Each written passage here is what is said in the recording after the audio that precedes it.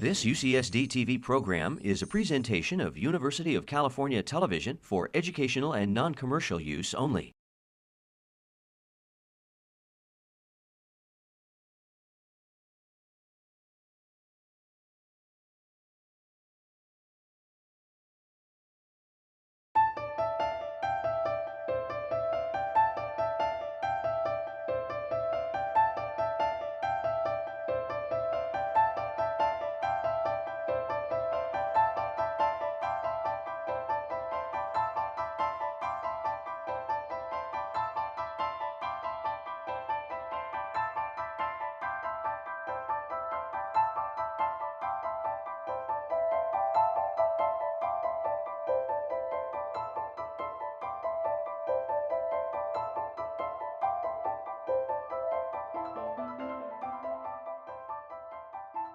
I'm going to speak to the issue of the free rider, which George Williams created as a malign entity, as it were, if you want to look at things morally, or as a interference and predator against altruists. First of all, the genetic paradox of altruism was rather nicely but very loosely defined by Charles Darwin. Darwin had two answers, one of which was kin selection, although he didn't call it that. And I'm going to be speaking about altruism with my own definition, as it were, which is that altruism involves extrafamilial generosity. That is, kin selection is a separate domain as far as I'm concerned here. Darwin also has a famous quote about group selection. He basically felt that a group that had he was thinking in terms of warfare, a lot of patriots was going to outdo a group that didn't have altruistic patriots, and therefore group selection could operate at an analogical basis compared to individual selection. The early sociobiologists on altruism were Robert Trivers as the sort of seminal idea contributor, and Edward O. Wilson and Richard D. Alexander. Wilson, of course, chose reciprocal altruism as a good theory for explaining altruism. And he thought that group selection was problematically weak precisely because of the free rider problem, as well as some structural problems as well. Richard D. Alexander brought in some new ideas, one of which was selection by reputation, also currently called costly signaling in one of its narrower interpretations. The idea being that the altruist would be chosen, as Randy was saying, would be chosen preferentially and therefore would have advantages of cooperation over non-altruists. I should mention that Alexander also was interested in group selection. He knew the problems, and prehistoric warfare was a major unknowable, therefore he sort of left it alone. With respect to social selection, I'm going to define it here for humans, and this definition could probably be contested, but I would say social selection takes place when people select other people as partners, for example, on the basis of their preferences. And Alexander's selection by positive reputation is one example. He also mentioned selection by negative reputation, in passing at least, and I'm going to be elaborating on that here, because I think an important additional mechanism is free rider suppression. That is, in human groups, free riders are suppressed, both at the level of genotype, but less so there, but also at the level of phenotype. Well, who are these notorious free riders? Normally, they're considered to be cheats. Bernie Madoff comes to mind. But the free rider in classical evolutionary modeling has been the cheater. And I would like to suggest that if you rethink it a bit, that bullies are the biggest free riders of all. Humans are a hierarchical species, so are most monkeys and apes, and there's good evidence that there's a genetic reward in being at the top of a hierarchy. So bullying, to me, is simply another case of free riding. Somehow a cheat makes you think of free rider. A bully is taking a free ride, but looks more like a power figure. For some reason, they haven't been brought into modeling. How do you slow down free riding? Because the more you slow down free riding, the more of a chance altruistic genes have of making it. And a free rider can be slowed down in two ways. One way is to, at the level of phenotype, simply to make sure they don't express their free riding tendencies, in which case the genes could stay in place, but there would still be not a disadvantage for altruists, because at the level of phenotype, the free riders are not taking advantage. Well, one way you do this is by the threat of punishment. If you have a human group that's moralistic, Trivers called it moralistic aggression, very, very universal in hunter-gatherers and all humans.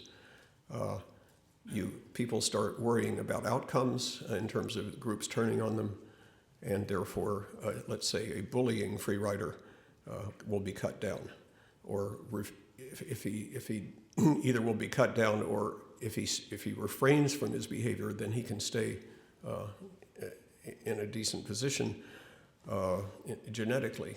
But if he free rides, excuse me, if he free rides too hard, as it were, he will be executed. Capital punishments, universal in hunter-gatherers, or other bad things can happen to him, like ostracism. People avoid him, he can't cooperate anymore, and so forth. So I would say that this is a human type of social selection, in some ways rather unique, even though in chimpanzees especially, but also bonobos, we do see social preferences working against bullies. Well, how did we get there? In terms of being able to act as groups to suppress free riding or punish free riders. If we look at ancestral Pan, which is my name for the ancestor that we share with chimps and bonobos roughly 6 million years ago, plus or minus a million. If we look at ancestral Pan, we'll see that there were subordinate coalitions that worked against high-ranking males. There have been several cases of probable disappearances, let's say, which might have been death, certainly wounding, certainly exile from the group, which is dangerous in a chimpanzee species because you're out in a peripheral area where you could be caught by an enemy patrol. So bullying has been treated as a problem by groups of chimpanzees. And also bonobos have a rather different pattern, which I'll get to presently. My hypothesis is that when people began to hunt large game, they had some novel problems, that the game had to be shared equitably, and an alpha male system wouldn't work. Therefore, they had to get rid of the alpha male system in order to do this. And that's a theme that I will be following up on. But now let's look at some of the contributors to the ancestral Pan picture. First of all, chimpanzees regularly go on patrol. And what we're talking about here is the capacity of a group, or all the males in a group, to have a common purpose and to act on it aggressively. That is, what are the underpinnings of the moralistic aggression that we see in humans? This is a patrol at Kibale in Uganda. Patrols have been studied quite well now at quite a few field sites. It's a systematic scouting of territory, looking for members of other communities to attack. There have been fatalities recorded across the breadth of Africa. And this is just a nasty picture of one chimp displaying at a dead enemy, but we'll pass that on. Bonobos. Bonobo females cooperate all the time, routinely, whereas with chimps it's rather episodic, to basically counter the domination of males. And males don't form coalitions among bonobos, so they are on their own against coalitions of females that basically have, in spite of the fact that they're can't go up against a male individually very often, the females are considered to be co-dominant with males. And if we're thinking about a bullying free rider, I chose this particular picture off the internet because the male to the right has the look.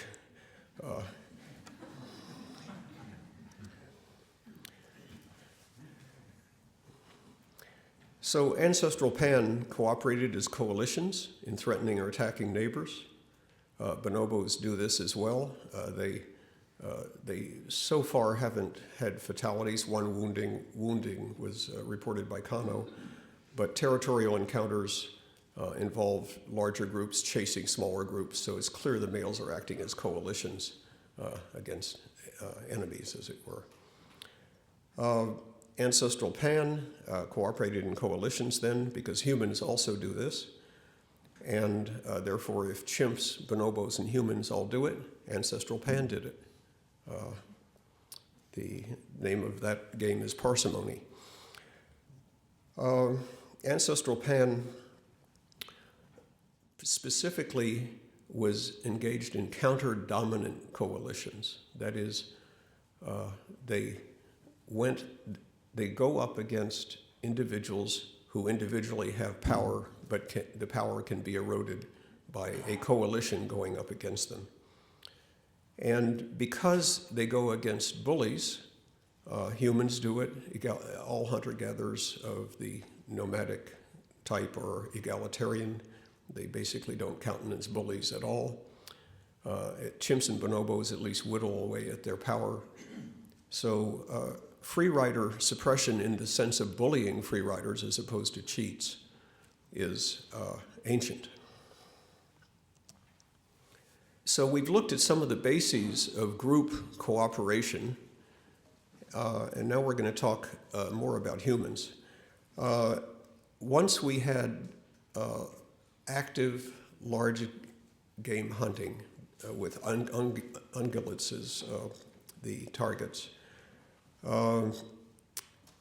people pretty much had to cooperate. This happened at 250,000 years ago, and they had to cooperate simply because of the very limited weapons they had. And if they didn't have to cooperate in hunting, which I think they did, they certainly had to cooperate in sharing large carcasses. All of a sudden you have a huge package of food that comes in very intermittently, very unpredictably, and not too often. And to get nutrition out of this, to keep an entire hunting team healthy and powerful, as it were, in the field, you need to share the meat pretty equitably. And that's not going to happen the way chimps and bonobos share meat, because there's always sort of a meat hog who presides over the meat, and then some get it and some don't. But there's never universal sharing of equal portions. And hunter-gatherers actually make this happen. There's also cooperation in reducing alpha power, because you have to have an egalitarian order in order to share meat in this way. And there's also cooperation in threatening or fighting territorial competitors. So there were a lot of different expressions of the human capacity to cooperate in groups, mostly male groups, in accomplishing various different types of objectives.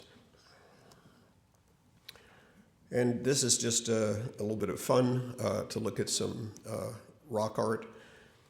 This simply shows two men cooperating in a hunt. Here we see that hunting dangerous prey with weapons can be confrontational, so in a way it's a practice for both warfare or raiding or social control.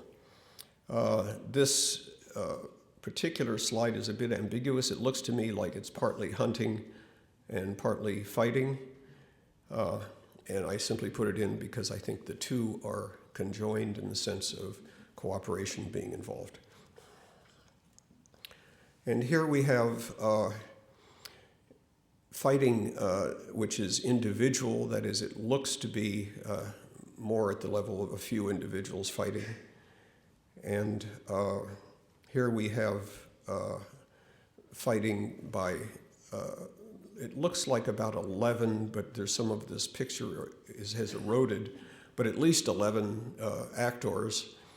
And if you think of a typical hunting band that is large enough to share meat and has enough hunters to bring the meat in often enough so that it can be an important part of the diet, you need about 5 hunters per band. There's some very good theory out of human behavioral ecology that suggests that this is something that all social carnivores engage in. So here we have just about the right number of males, adult males, fighting to suggest that it's between two bands with about 5 hunters per band, with 11 total. And it may be a little bit larger, but bands generally tend to be 20 to 30 persons, which gives you 5 or 6 active hunters. And finally, we have the only recorded instance of non-literate human warfare, but it isn't exactly warfare. It's a New Guinea great fight. This is an example of 2 very large phratries or patra groups coming together, and they basically strut around and do maneuvers, and occasionally a couple of people get killed, and then they all go home. The same people also do pre-dawn genocidal attacks, so this is more like a medieval tourney, but it does show, you can see even in the picture, in the slide, you can see that there is patterning. These people are making maneuvers, as it were. It's highly coordinated and cooperative. Archaic Homo sapiens, 250,000 years ago, probably had at times cooperative warfare, depending on population density and defensibility of resources. They carried cooperative counter-domination much farther than their predecessors, I would guess, due to large game hunting, which created the need to get rid of the alpha male system so meat could be distributed efficiently. So alpha behavior, free rider behavior, was thoroughly suppressed by social control. Social selection today. In human hunter-gatherers, bullies are free riders, probably much more than cheaters.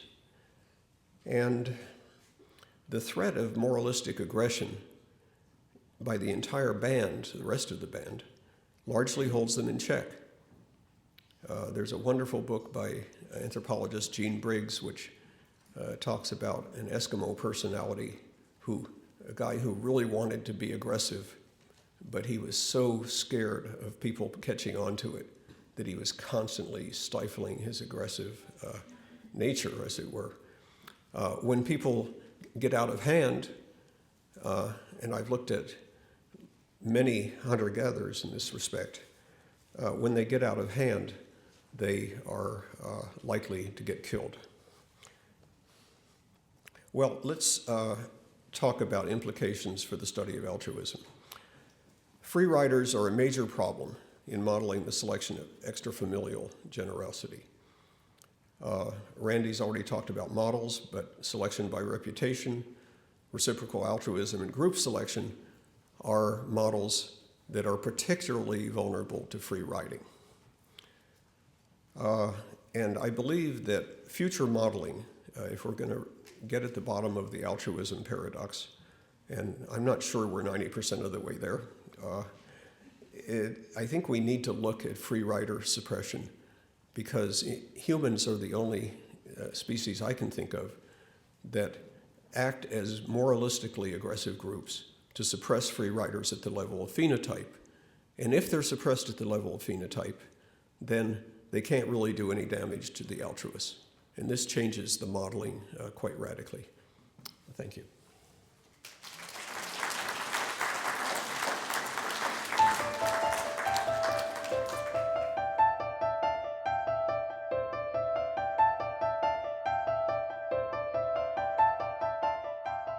Okay, what I'm going to do today is talk about some concepts that we've already heard about. First of all, very brief review about kin selection. And then I'm going to go on to talk about the notion of suppression of competition or suppression of free riders within groups. I'm going to do this in the context of the history of life, so we can really get a general idea about biology, about how cooperation's evolved, just to set a context for studying humans. And so let's first of all do a very simple review of kin selection, just the basic principles, just as background. So when we see a mother lion or a mother elephant feeding their babies, we understand what's going on, right? The basic unit of success in biology is reproduction. And the basic unit of reproduction are parents providing resources for their offspring. But we know that in many cases, organisms do provide help to individuals that are not their direct offspring, but they might help their siblings, brothers and sisters, cousins, and so on. So we know that bees and ants will raise their brothers and sisters rather than raising their own direct offspring. Randy mentioned that squirrels give alarm calls. An alarm call is a dangerous thing. It calls attention to the individual who gives the call. And that squirrels are known to do this primarily when they're around their sisters and half-sisters, and they won't do it when the individuals around are non-relatives. So that's another example of individuals taking on risk for themselves in order to help other individuals that are not their direct offspring, but are kin. Even in bacteria now, there's a huge amount of evidence that bacteria behave much more cooperatively when they're around close genetic kin.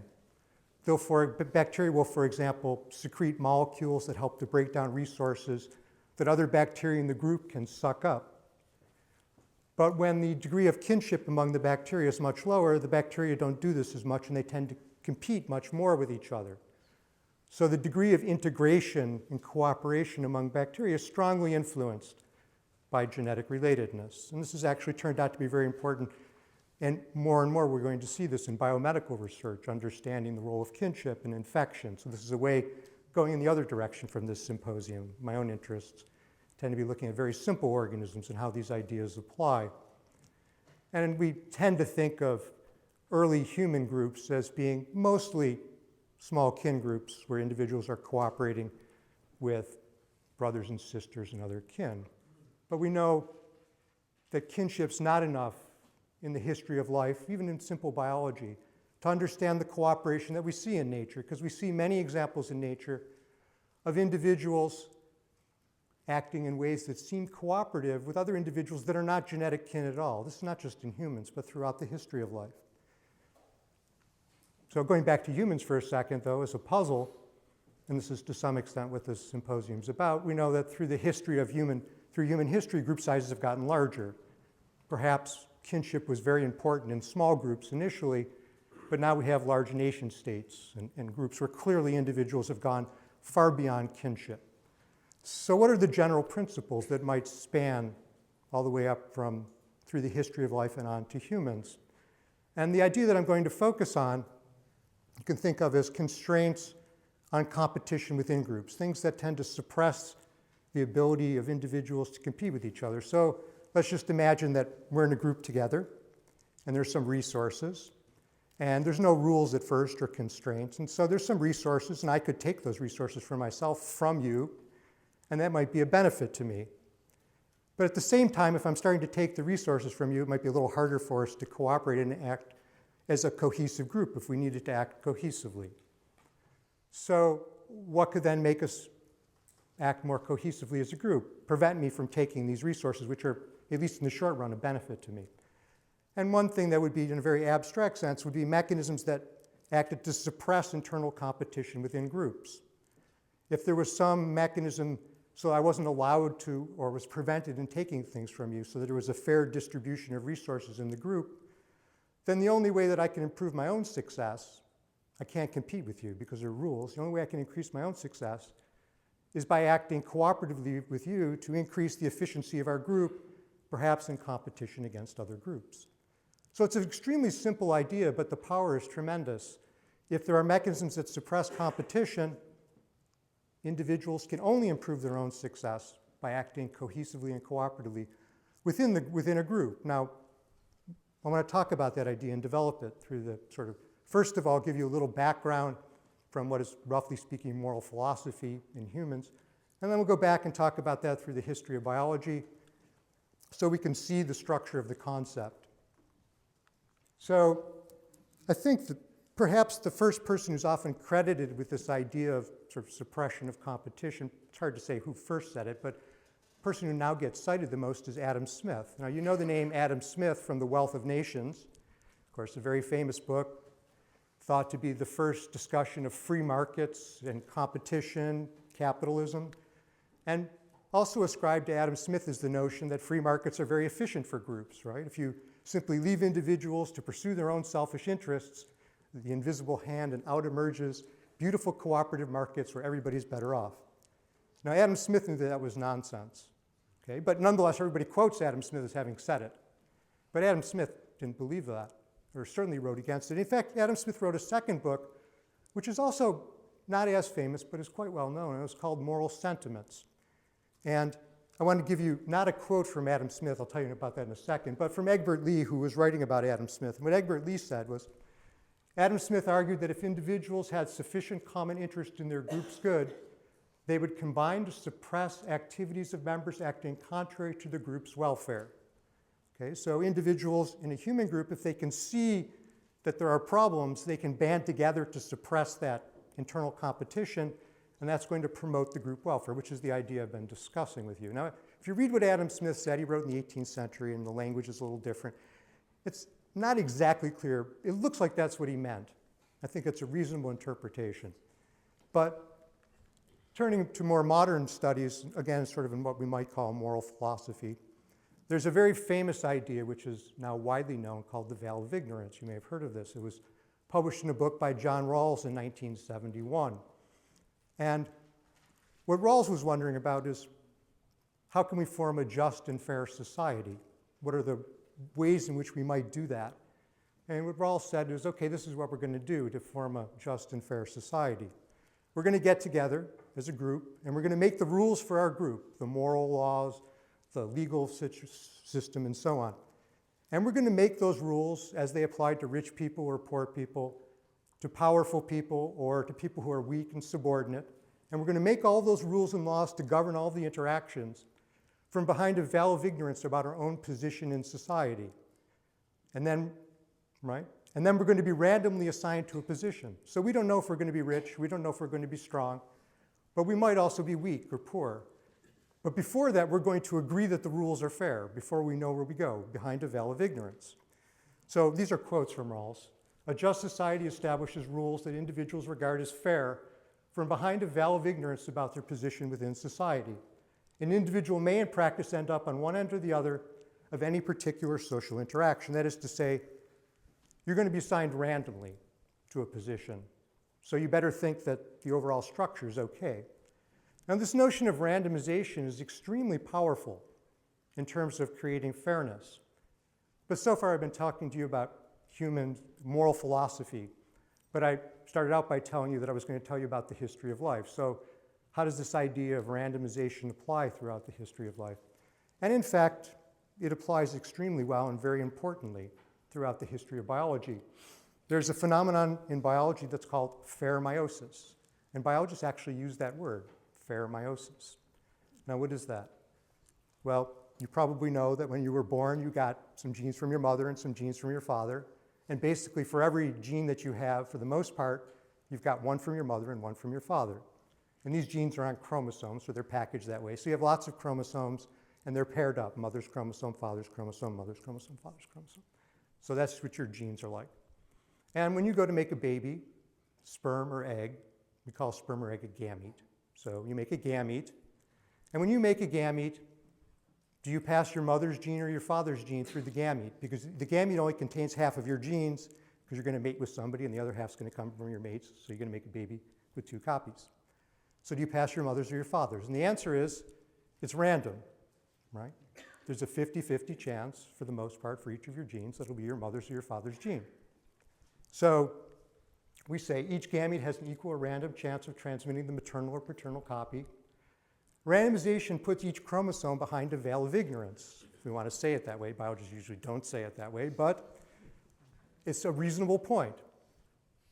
Because the only way that a chromosome can increase its own contribution, number of copies of a chromosome to the future, is to increase the total number of babies that you make. Because each chromosome has a random chance of making it into each baby. So chromosomes can only increase their own reproduction by increasing the total number of babies you produce. Now, if one chromosome, your father's, say, or let's say your mother's, could outcompete your father's chromosome and get into more babies, that chromosome would increase in frequency, because all that matters is outcompeting and making more copies. And that would mean that your chromosomes could compete, and you really wouldn't be an individual anymore so much, because there would be competition within you over reproduction. And that may sound weird, but it happens throughout genetics. We call that meiotic drive, where there's competition between chromosomes. So the very notion of you as an individual, which you accept so fully and completely, is actually completely dependent through the history of life on this notion of randomization and fairness. That's what makes you into an individual, because it joins together all of your chromosomes into a common interest. The only way each gene and chromosome can increase its success historically is by increasing the success of you as an individual.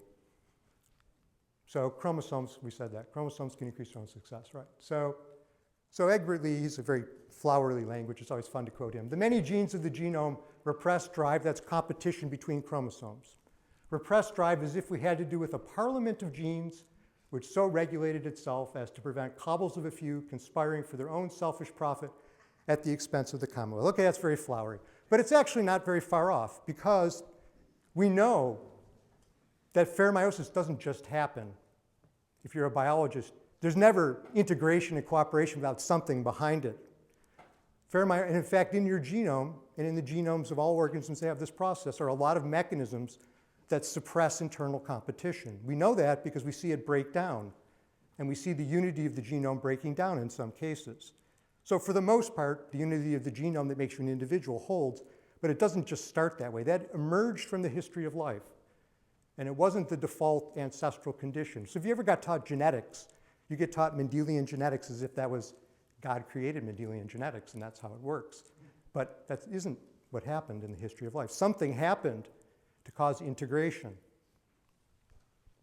So fair meiosis is one example. A second example, which is just a simple one to describe because it's a simple experiment, was done by Jessica Flack on pigtailed macaques. We're talking about suppression of competition in general.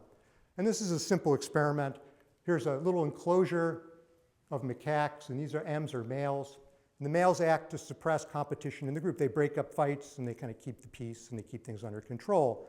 And Jessica was interested in, well, how much do these males really help in integrating the society? How could she tell?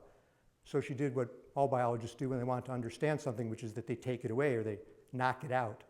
So she did what she called the behavioral knockout experiment. She took the males and she stuck them outside so they couldn't get into the group. And what happened? Well, all hell broke loose. They started fighting a lot more, and there was a real breakdown in social integration. And so using her own language, she said, we observed that when policing, they call these males policing because they break up things and kind of keep the order.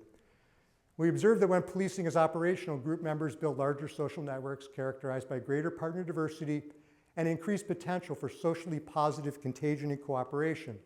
Without policing, high conflict frequency and severity leads to more conservative social interactions and a less integrated society. So that's a fancy way of saying all hell broke loose. But that's basically, if you read the paper, that's what happened. There was really a real breakdown in social order.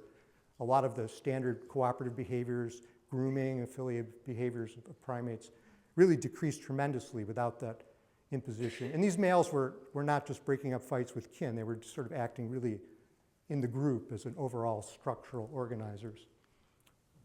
So we've heard about Richard Alexander. Richard Alexander was a biologist. He studied crickets, actually. It was his main life's work. But he became interested in humans, and he's often quoted in these studies about human sociality because he was looking over the history of life and really trying to understand from the history of life and what we know about cooperation in the history of life, how we could understand what happened in human evolutionary history. This transition in particular from small groups to as group sizes got larger and larger throughout human history and how we could understand the transcendence of kin groups. And Alexander said, the function of laws is to regulate the reproductive and I think selfish strivings of individuals and subgroups within societies in the interest of preserving unity in the larger group. Presumably unity in the larger group feeds back beneficial effects to those that propose, maintain, adjust, and enforce the laws. But really what he's saying is, and he was very interested in Rawls, he was saying really that laws and moral strictures in some sense act to help with group integration.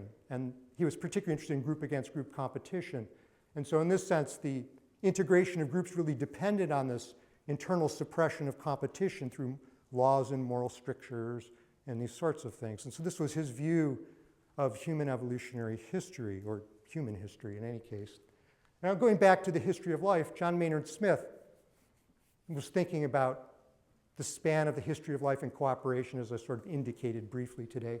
And Maynard Smith had this very nice 1988. He said, one can recognize in the evolution of life several revolutions in the way in which genetic information is organized. Again, my point is we didn't start out with these complex genomes with meiosis, that's something that evolved.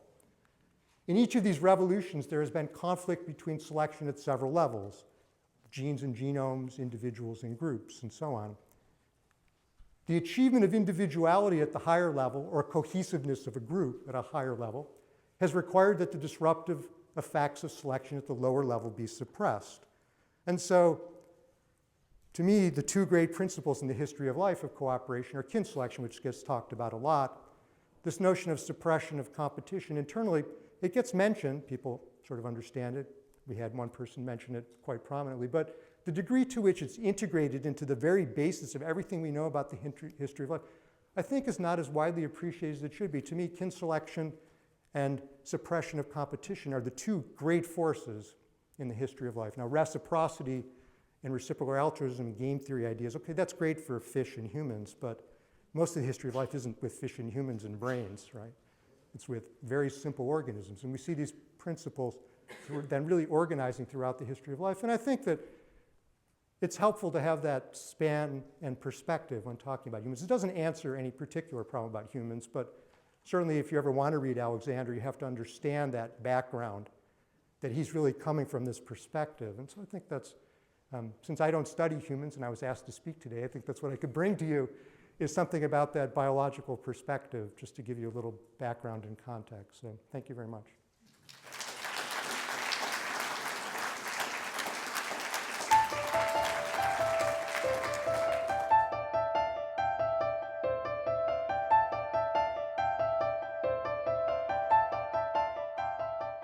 I'm going to continue on the topic of cooperation and altruism. I want to clarify some terms before launching in the talk in itself. We tend to consider 4 different outcomes of social behavior: selfish, altruism, cooperation, and spiteful. And generally, it is considered from the cost or the benefit it gives to the actor. And so from this perspective, it's easy to understand why individuals would be selfish or cooperative, whereas it's a puzzle to understand the evolution of altruism and spiteful behavior, as already mentioned. I just want to stress here that some people have actually focused more interest on the recipient side. And if you look at that from this point of view, altruism and cooperation would have the same outcome, so that actually some people are using the word cooperation when they actually are meaning altruism. And this has led to some of the confusion that has already been mentioned. As to be expected, and you are going to see it probably many times, the Hamilton rule was very influential in explaining the evolution of altruism. And the relatedness factor was the base of this kin selection theory. I want simply to remind people that you have also in this equation the benefit and the costs of the behavior that is performed, and that is actually strongly influenced by the ecological conditions under which the behavior is observed. And that's obviously where I'm going to concentrate the rest of my talk. Examples of animal cooperation have been numerous. I'm just citing a few of them. Obviously, Bob Hamilton was interested in understanding this puzzle of honeybees workers that are sterile but work all their life to help their sisters. And this was explained to be the classic example of kin selection. Even if we now know it doesn't always work that easily, it's still a textbook example for the evolution of altruism through kin selection. The other one is also mentioned, cooperation, which some people call mutualism, which is the classical case in hunting of hyenas for sure, where the hunting success increases with the number of hunters taking part in the hunt. The lions was a textbook example of cooperative hunting. More recent observations have actually shown it is not the case, in the sense that the individual success decreases when more lions are hunted together, and so it was mainly explained by a byproduct of sociality. I could go on listing some examples. Just simply, we kind of could say that we all agree, except that you heard maybe already mentioned that it's not so easy. We all agree that cooperation and altruism is observed in animals and in humans. But more recently, there has been strong claims in the literature trying to declare that cooperation and altruism is uniquely human, or is very special in human, and that so non-human animals will not be able to cooperate and be altruist. Some examples of a science paper by Ernest Fair and one of the collaborators about the puzzle of human altruism, where he is claiming very strongly that different from all other animal species, human altruism is very unique. And I wanted to stress that his claim was actually based only on data he has been using with European subject, to be more precise, a student from the University of Zurich. On the other side, there have been other series of claims from the other side saying, as here, chimpanzees are indifferent to the welfare of unrelated group members. Here, the result from Keith Jensen, from Mike Tomasello's group in Leipzig, where they were saying chimpanzees are strict maximizers in replication of the ultimate game done with chimpanzees. And what I want to say here, that these claims here are again uniquely based on data collected with captive animals, one or at most, for John Silk's paper, 2 groups. Why do we have such a situation? On one side, people would say cooperation, altruism is seen in all elements, and this kind of a new trend, I feel, where they are proposing this strong difference between humans on one side and the other animals on the other side. And I think a lot of it rests on a strong underestimation of the ecology. Let me stress this situation, and I think a part of the problem is I'm sure, I'm fully aware that nobody is going to claim I am following the ideas of René Descartes, who said that 300 years ago. But basically, this Cartesian approach is kind of implicitly accepting the fact that whatever the social ecological conditions that an individual of any species is confronted with is not going to affect the cognitive development and therefore the expression of some of the behaviors they are presenting. And one of the most typical example of this attitude is the acceptance in some scientific circles without any discussion of data from captive animals as being representative for the whole of the species. Whereas on the other side, the Darwinian approach, a more evolutionary approach, would actually predict that we should see differences in the cognitive achievement seen in a species as a function of the socio-ecological condition faced by the individuals. And so we need to look at cognition as, also an ecological adaptation. Let me give you a very few examples of the importance of the ecology on the expression of altruism in humans.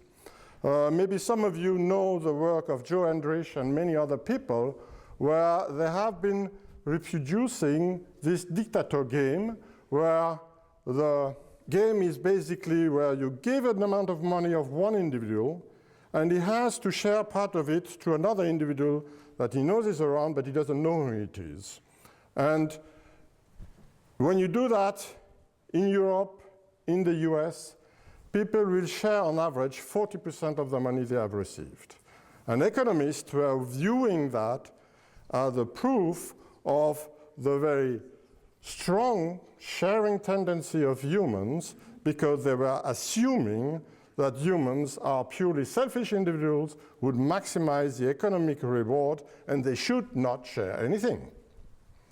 And this was the base, of a long discussion. Joe Hendrich actually compared the sharing tendencies in this game in 15 different human groups.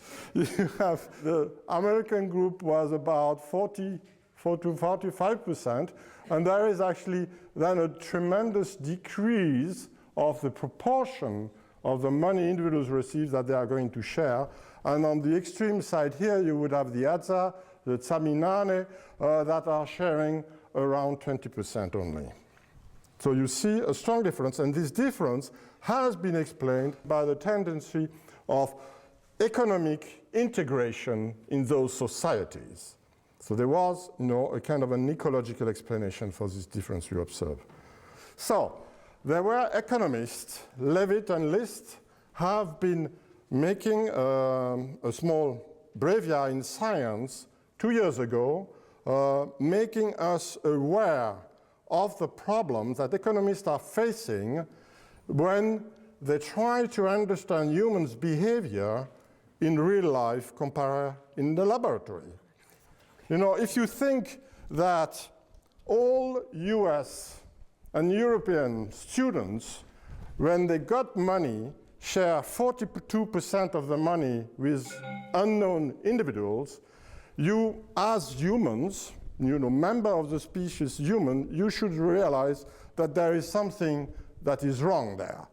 Because whenever I go in the street, even in San Diego, asking for money for a very charitable, interesting causes, I will never get money for 40% of the money people have in their pockets from everybody there. So obviously economists, having the big advantage over other disciplines, economists know how humans behave. So they could realize that actually when you put a human in the lab, he is much more generous than he is in real life.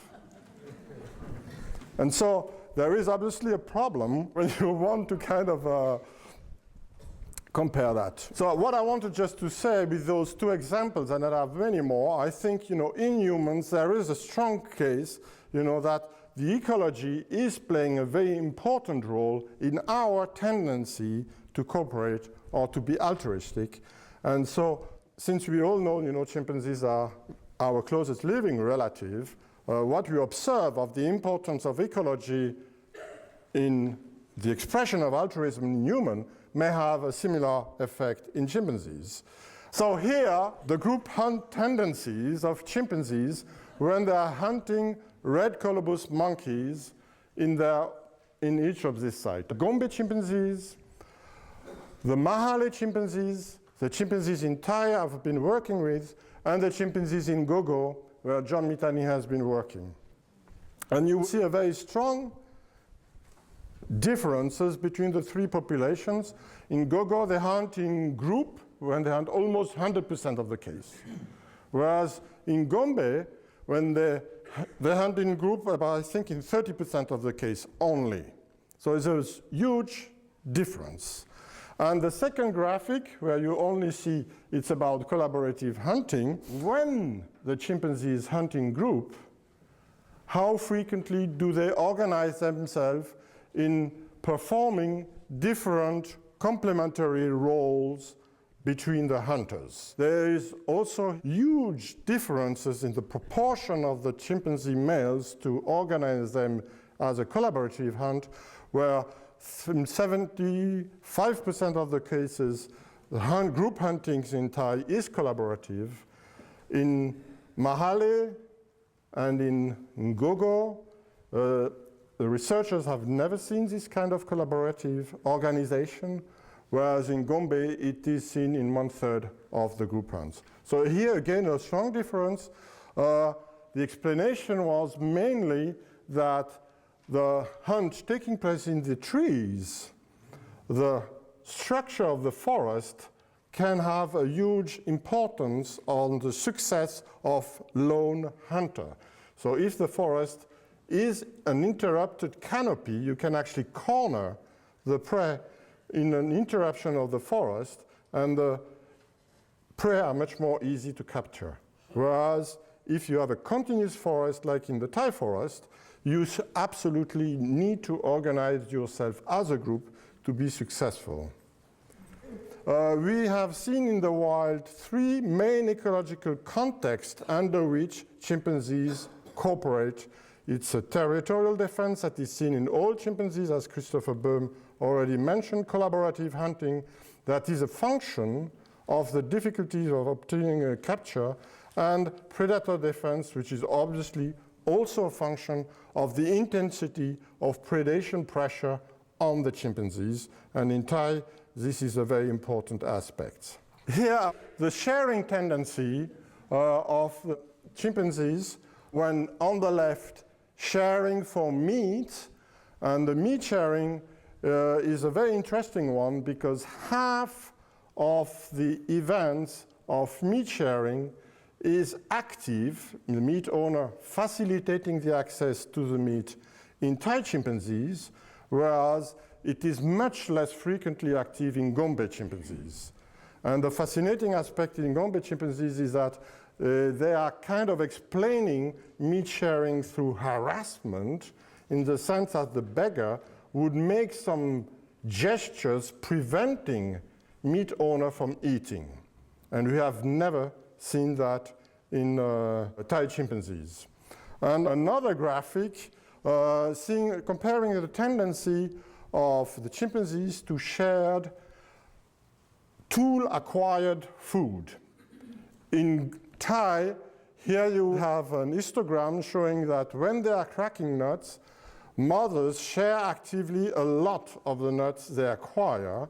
And on the right side, Gombe termite fishing, where termites are never shared actively by the mother with their infant.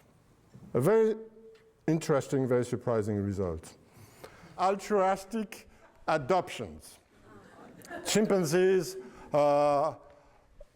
obviously, mothers may die, and in half of the case in the Thai forest, the orphans are adopted by another group member, and in half of the case of the adoptions, it's a male that is adopting the orphans in the Thai chimpanzees.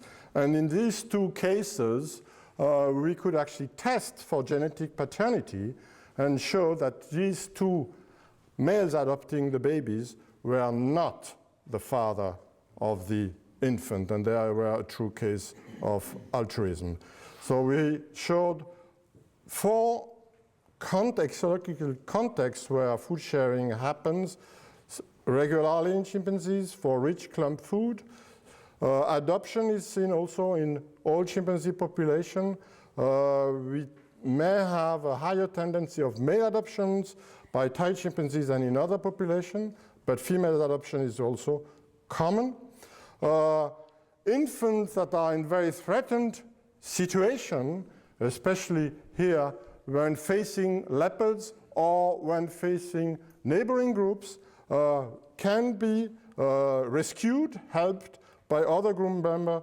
And another very intriguing case is the tending of injured individuals that in Gombe has been seen to be strictly restricted within closely related individuals, mother, infant, or siblings, whereas in Thai it is spread out throughout the whole group and can be provided for many weeks. To just come back on the question of how we can use captive data to understand cooperation and altruism, all the experiments done with chimpanzees on cooperation and altruism have basically provided very mixed results in different cases. However, none of them have tested the individuals in the ecological context relevant to wild chimpanzees. And therefore, I think the ecological validity of captive study is extremely questionable when you want to understand cooperation and altruism. Take-home message. I think if we want to make claims about altruism and cooperation, we have to be very careful and be population-specific and ecological sensitive when we make this comparison. And this is even more so if you want to compare between species. To me, nowadays we have no data showing that cooperation or altruism is uniquely human, as so many people are starting to claim. And to me, I think there is a strong signal showing that actually in both chimpanzees and humans, ecological factors are very important for the understanding or the expression of altruism. I thank you for your attention.